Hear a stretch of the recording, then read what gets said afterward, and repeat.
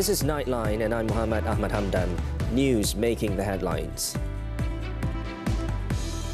Health Ministry to increase surveillance and advocacy to curb monkeypox spread. And missing Orang Asli child raped and murdered.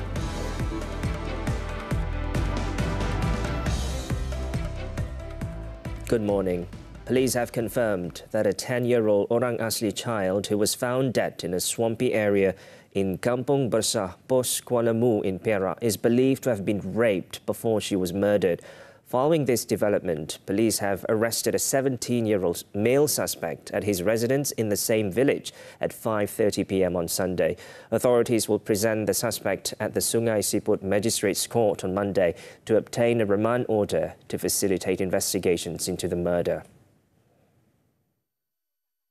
District Police Chief Superintendent Muhammad Ahmad said that the case had been reclassified as murder under Section 302 of the Penal Code following the post-mortem results received at 4 p.m. Di mana pihak hasil daripada post-mortem ataupun bedah siasat di jalan ini kita dapati terdapat kesan kecederaan di bahagian leher mangsa dan juga di bahagian kemaluan mangsa. Police have not ruled out the possibility that the victim was murdered elsewhere and then moved to the location where her body was discovered. Several witnesses have also been summoned to provide statements. Noraina Humaira Rosli, who had been reported missing since Friday, was found dead at 4:20 p.m. on Saturday during a search and rescue operation in a swampy area located about 100 meters from her village. The body was then sent to Sungai Siput Hospital where the post-mortem examination was conducted. The case was initially classified as sudden death following the discovery of the victim's body before it was reclassified as a murder case.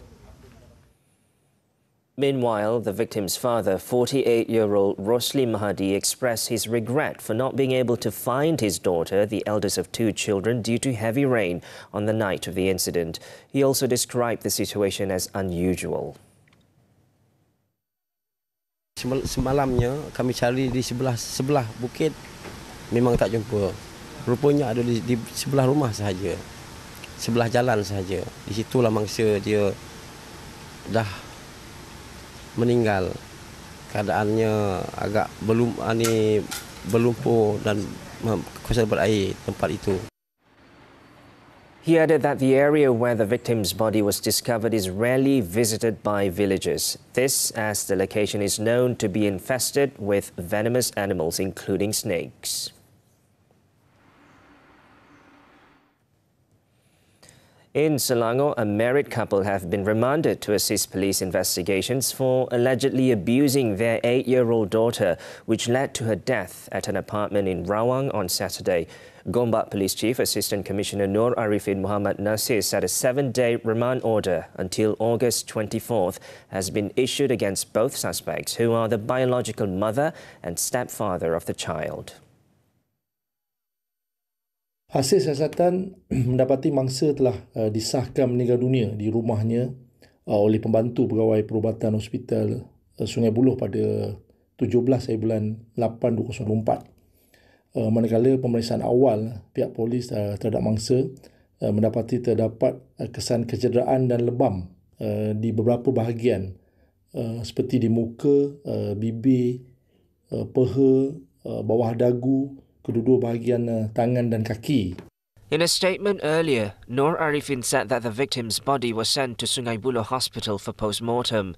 It was learned that the victim, a Year 2 student, had not attended school since June.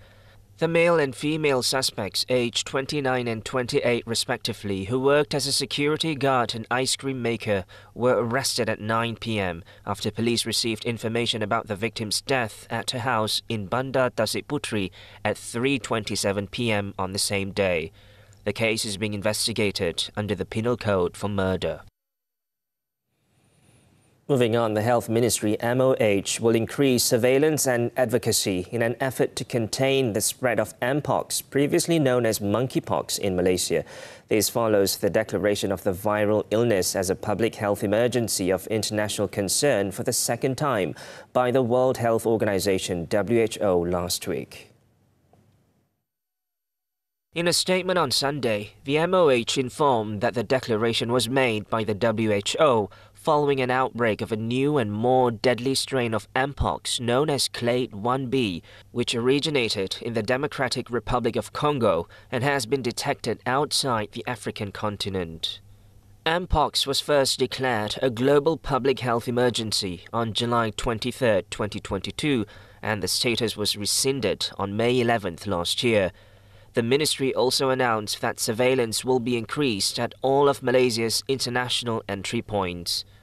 All travellers with reported Mpox cases need to monitor their health status daily, including symptoms of Mpox infection for 21 days from their arrival date in Malaysia. Those with a history of risky activities and symptoms like rashes need to undergo a check at nearby health facilities immediately and avoid contact with other people to avoid spreading the disease. All medical practitioners are also urged to notify suspected and confirmed cases of Mpox immediately to ensure prevention and control measures are implemented. The MOH currently has 10 labs, including 2 private labs, capable of conducting PCR tests. At the moment, there are no new cases reported in Malaysia, and the total number of cases remain at 9, with the first case reported on July 28th and in November last year.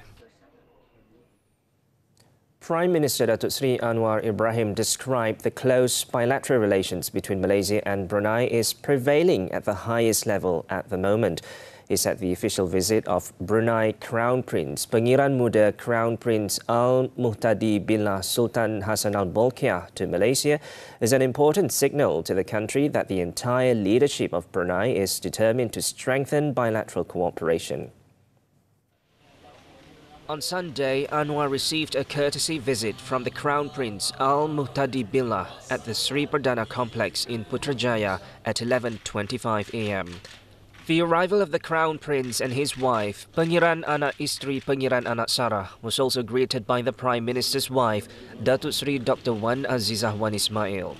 The Crown Prince is on a 5-day official visit to Malaysia from August 17th to 21st. Anwar stated that he and the Sultan of Brunei, Sultan Hassan Al-Bolkiah, had previously held a bilateral meeting to discuss the progress of cooperation between Malaysia and Brunei.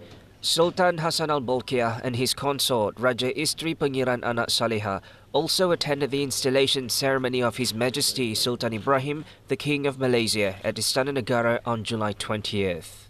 Jadi kita bincang utamanya kerjasama bidang pertahanan, latihan, termasuk bidang industri dan teknologi, bidang agama, Islam, kemudian budaya dan bahasa Melayu.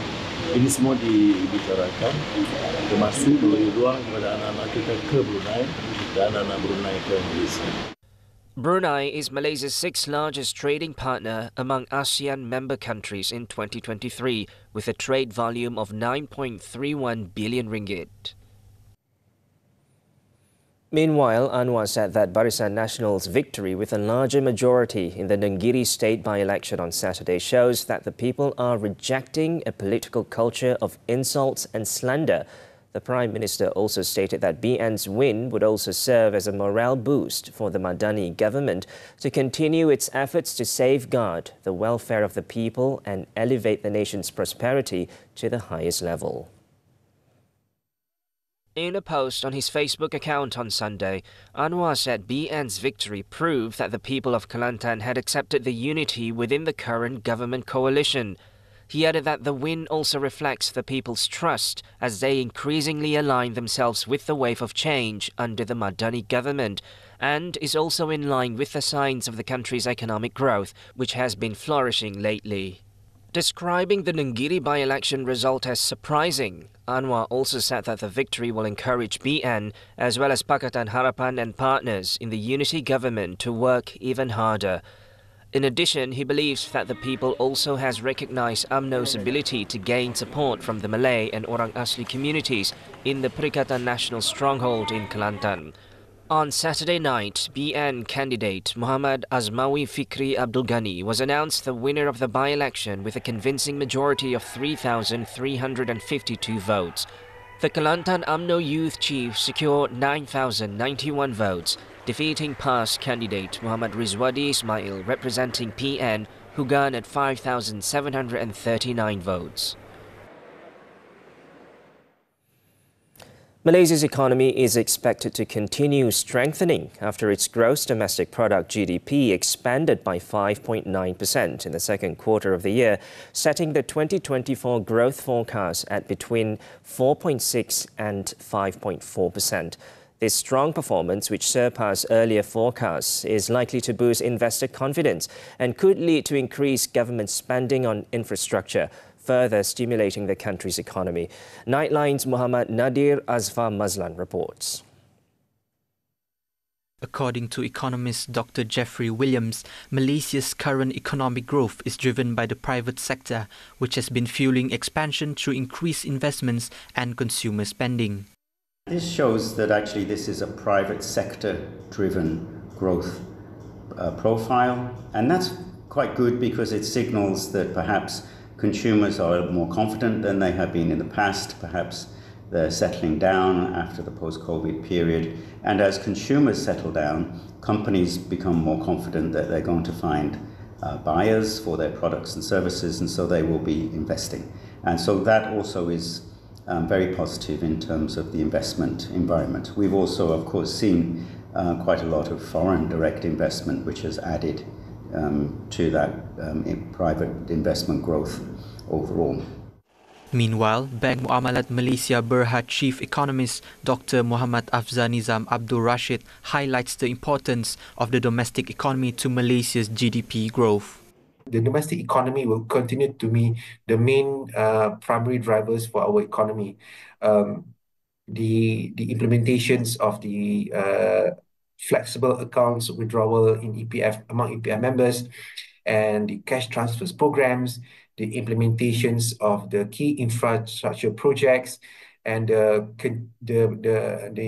implementations of the fiscal consolidation, which allows the government to have some fiscal space which can be redirected towards government spending. During TV3's business and financial talk show Money Matters, aired on Saturday, Malaysian Economic Association President Dr. Yakim Leng said that Malaysia can lead ASEAN countries when it comes to sustainable economic growth. He also noted the performance of the services and manufacturing industries as the two leading sectors in the second quarter of 2024. Malaysia will be one of the top performing economies in Southeast Asia, among the ASEAN countries.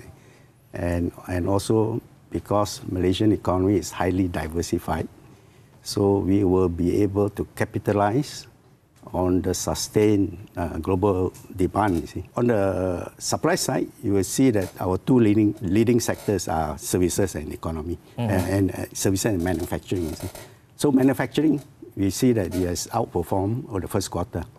In fact, the second quarter growth was about 4%, which almost doubled the first quarter. So this is a very positive indicator that the manufacturing output will be sustained, largely because of the pickup in exports and also support from the domestic economy. Malaysia has the potential to become one of the world's top 30 economies, thanks to its diverse economic base. Additionally, its robust private sector and domestic economy capable of meeting global demands position the country well for continuous growth. I'm Muhammad Nadir Asfar for Nightline TV3.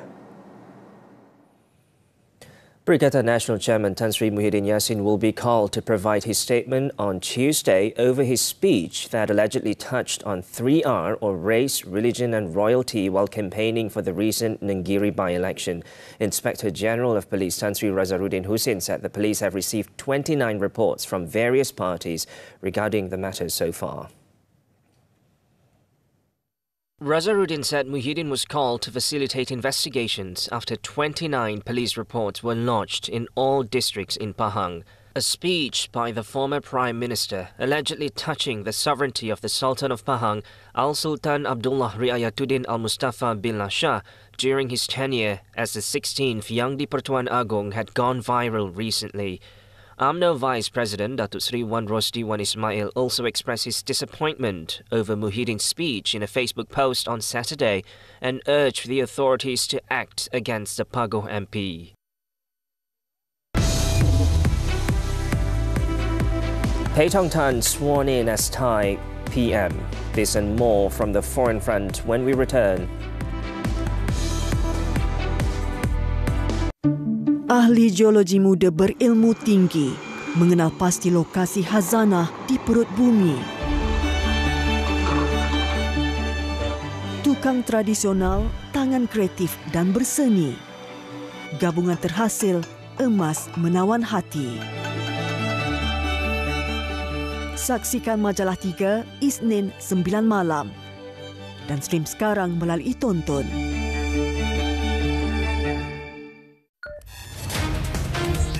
Diving deep into the business world with expert insights and in-depth analysis. The latest trends and developments shaping the country, region and the globe. Key insights into finance. On Money Matters. Every Saturday at 5 p.m. on TV3 and stream on Tonton.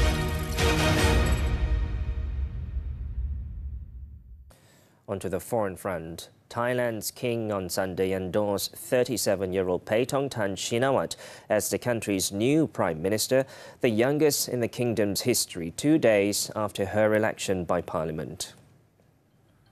Her approval as the country's new premier by King Maha Vajiralongkorn, a formality, was read out by House Representative Secretary Ahmad at a ceremony in Bangkok. In her first press conference, Paetong Tan said she will continue with all policies of her predecessor Srettha Thavisin, including major economic stimulus and reform, tackling illegal drugs, improving the country's universal healthcare system, and promoting gender diversity. I am dedicated to pushing forward key policies from economic reforms and the 30 baht healthcare improvements to enhancing digital infrastructure and promoting Thailand's soft power on the global stage. Paetong Tan, the daughter of divisive former Prime Minister Thaksin Shinawat, won by nearly 2/3 in a House vote on Friday, becoming the third Shinawat to take the office. She nabbed the spot just days after Srettha was dismissed as premier by the Constitutional Court, a judiciary central to Thailand's 2 decades of political turmoil. Indian junior doctors remained off the job on Sunday, demanding swift justice for a colleague who was raped and murdered, despite the end of a 24-hour strike called by the country's biggest association of doctors. In the state of Gujarat, more than 6,000 trainee doctors in government hospitals continue to stay away from non-emergency medical services for a third day, although private institutes resumed regular operations. Meanwhile, the Indian Medical Association, which ended its strike at 6 a.m. local time, urged Prime Minister Narendra Modi to intervene, noting that with 60% of India's doctors being women, hospital security should be on par with airport protocols. The association also warned that if the government does not take strict measures to protect the doctors, they may escalate their actions, including halting emergency services. In Germany, at least 30 people were injured after a Ferris wheel at Highfield Festival near the eastern city of Leipzig caught fire on Saturday. It was believed that the blaze started at 9 p.m. local time in one of the Ferris wheel's gondolas, which spread to another, leaving both of the gondolas completely destroyed. Officials reported that over 30 people were injured, though preliminary indications suggest that most of these injuries were relatively mild cases of smoke inhalation. The cause of the fire remained unclear. The festival is one of the largest independent rock festivals in Germany, with thousands of visitors attending it every summer.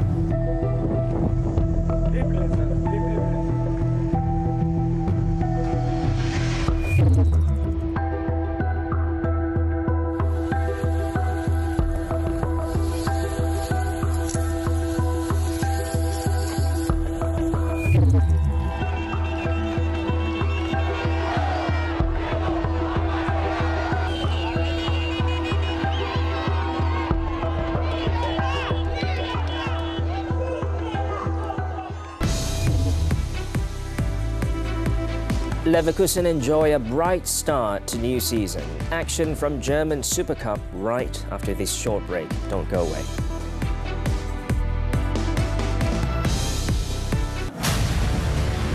Guna kontena, seludup ribuan barangan tiruan berjenama. Saya tak tahu ada barang saya tanya you. Kalau ada brand macam mana? Penghantaran waktu malam jadi taktik elak pihak KPDN. Ambil tadi ya? Ambil tadi ya? Apa tadi? Saksikan 999 Selasa jam 9 malam di TV3 dan stream sekarang melalui Tonton. Berapa lama Amir kenal dia? 6 bulan. Apa salah kau nak kahwin? Over my dead body. Aku terima nikahnya Siti Nur Emilia binti Sidik. Amir dari awal dah minta izin, minta restu dari you, tapi you tak setuju. Amir datang sini nak minta restu ibu. Tak akan merestui perkahwinan ini. Mentua, mulai 24 Ogos, Khamis hingga Sabtu 9 malam. Terbaru di Lestari TV3 dan stream sekarang melalui Tonton. Welcome back. Sports now. The 2024 Sukma Sarawak. Sabah's Yi Sin Ying completed her dream run by bouncing back from 2 sets down to win the women's singles squash gold medal on Sunday.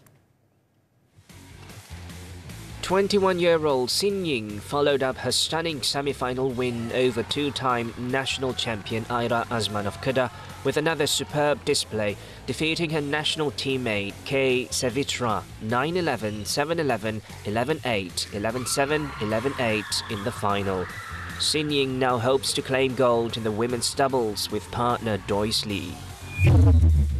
In the rhythmic gymnastics, Federal Territories gymnast Cassidy Jiasintan showcased her dominance, clinching the gold medal in the individual all-around event. The 13-year-old scored a total of 104.9 points to top the podium, while national teammate Nurul Zafirah Wong secured the silver, trailing by just 700 points. Earlier, Sarawak golfers Anson Yeo Boon Siang and Mirabel Ting dominated the men's and women's golf individual events, winning gold in their respective events. 18-year-old Anson hit 1 under 71 to be tied second with 5 others in the final round to wrest gold with an overall 6 under 210 after carding 71 and 68 in the previous round. Mirabel dominated the women's individual division, closing out the tournament with a final round of 2 under par 70. Her overall score of 10 under par 206 secured a home state victory. Turning to tennis, the 2024 Cincinnati Open, Holger Rune is within reach of his first ATP Tour final since the first week of the season after blunting the big serving game of Jack Draper in the quarterfinals.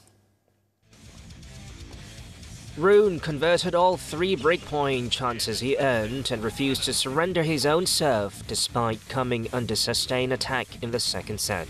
The former world number 4 closed out the clash with a 6-4, 6-2 victory in 1 hour, 15 minutes. Also in the semis was Alexander Zverev. The German survived a tough test from home favourite Ben Shelton and multiple rain delays to earn a dramatic 3-6, 7-6, 7-5 and reach the semi-finals. Joining them was Francis Tiafoe. The American claimed a spot in the semi-finals after Hubert Hurkacz retired with a calf injury when Tiafoe took the first set 6-3. Playing just his second tournament since undergoing surgery on July 15th on his meniscus, Hurkacz never looked comfortable in his movement on grandstand and made an unusual 11 unforced errors to Tiafoe's 2. Football now. The German Super Cup. Bayer Leverkusen kicked off their campaign in style as they beat Stuttgart 4-3 on penalties to win the first trophy of the new season. Leverkusen struck first with Victor Boniface finding the net from Edmund Tapsoba's assist in the 11th minute. The lead lasted for only 4 minutes when Stuttgart drew level through Enzo Mio. Leverkusen then found themselves one man behind when Martin Terrier was sent off in the 37th minute following a foul on Ermedin Demirovic. Stuttgart capitalized on the advantage to grab their second goal 3 minutes after the hour mark, Dennis Unda finishing off front Kretzik's low cross. The match was about to end when Patrick Schick equalized for Leverkusen, sending the match to penalty shootout. Leverkusen keeper Lukas Hradecki saved Franz Kretzik's effort before Silas missed the decisive spot kick for Stuttgart, while Leverkusen converted all their spot kicks for a 4-3 win. It was the first German Super Cup game without Bayern Munich since 2011.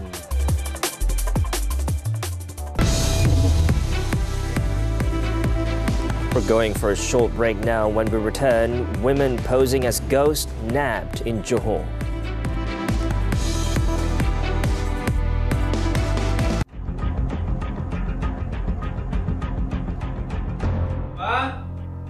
Dia tiada hati perut sebab sanggup membunuh ibu bapa yang menjaganya daripada kecil. Kedua-dua mangsa ada kesentikaman berganda.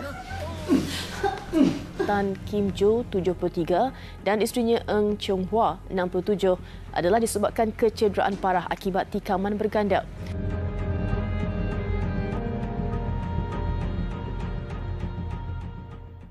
Minggu yang bertemakan retro atau Y2K. Kau fikir kau siapa? Kau buat aku macam monyet. Aku dah sakit kepala dah. Saya pun confused. Dia macam jangan ni. Main masalah. Peserta yang mengelirukan. Jangan buang masa. Tangis mani. Bagaimana di Tetik Konan? Awak rasa dia... Menguji kebijaksanaan selebriti.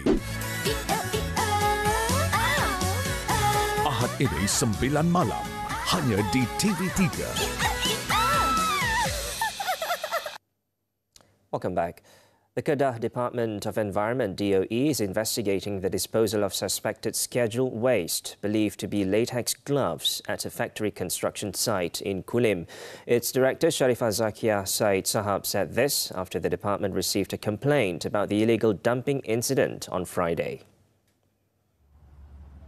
In a statement on Sunday, Sharifah Zakia said that the suspected scheduled waste, estimated to be 1 metric ton, was discovered by a consultant conducting a technical study at the site. Acting on the complaint, the DOE initiated an investigation on Saturday and found that the waste is likely latex gloves combined with other materials. She added that samples of the waste have been sent to the Pulau Pinang Chemistry Department for analysis. Further action will be taken once it is confirmed to be scheduled waste. The case is being investigated under the Environmental Quality Amendment Act. And lastly, Perak Police nabbed 8 football fans in Ipoh after causing chaos and obstructing public officials during a Super League match between Perak FC and Johor Darul Takzim JDT at the Perak Stadium on Saturday night. District Police Chief Assistant Commissioner Abang Zainal Abidin Abang Ahmad said 7 individuals aged between 19 and 32 were arrested for creating a disturbance and provocation. The case is being investigated under the Penal Code for rioting. A 16-year-old teenager was also detained for obstructing a public servant after throwing a bottle at police officers on duty. All the suspects tested negative for drugs and have no prior criminal records. Tensions among the supporters led to provocations after the match, which was originally set for 9 p.m, was postponed due to poor weather and pitch conditions.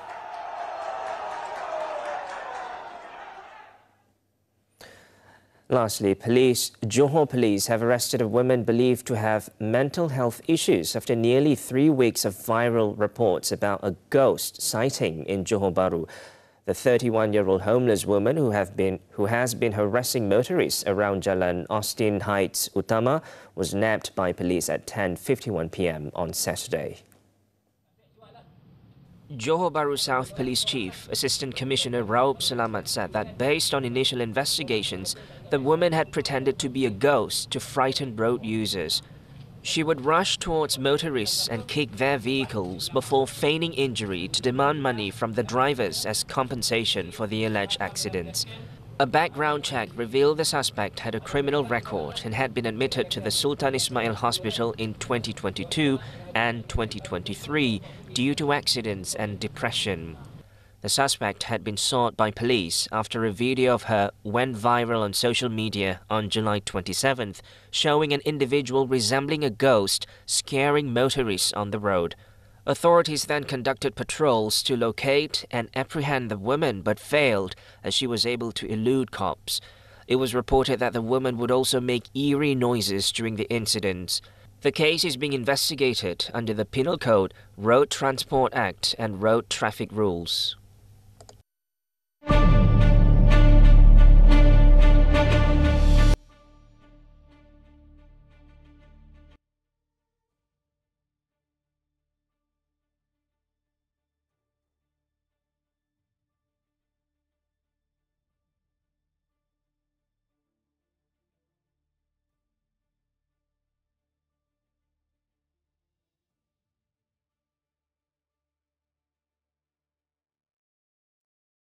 As Nightline draws to a close, this time around, let's take a look as Guilin's Zeyuan celebrates the annual River Lantern and Song Festival to mourn the memory of ancestors and pray for happiness and peace. With that, I'm Muhammed. Hamdan. Thanks for tuning in and have a productive week ahead.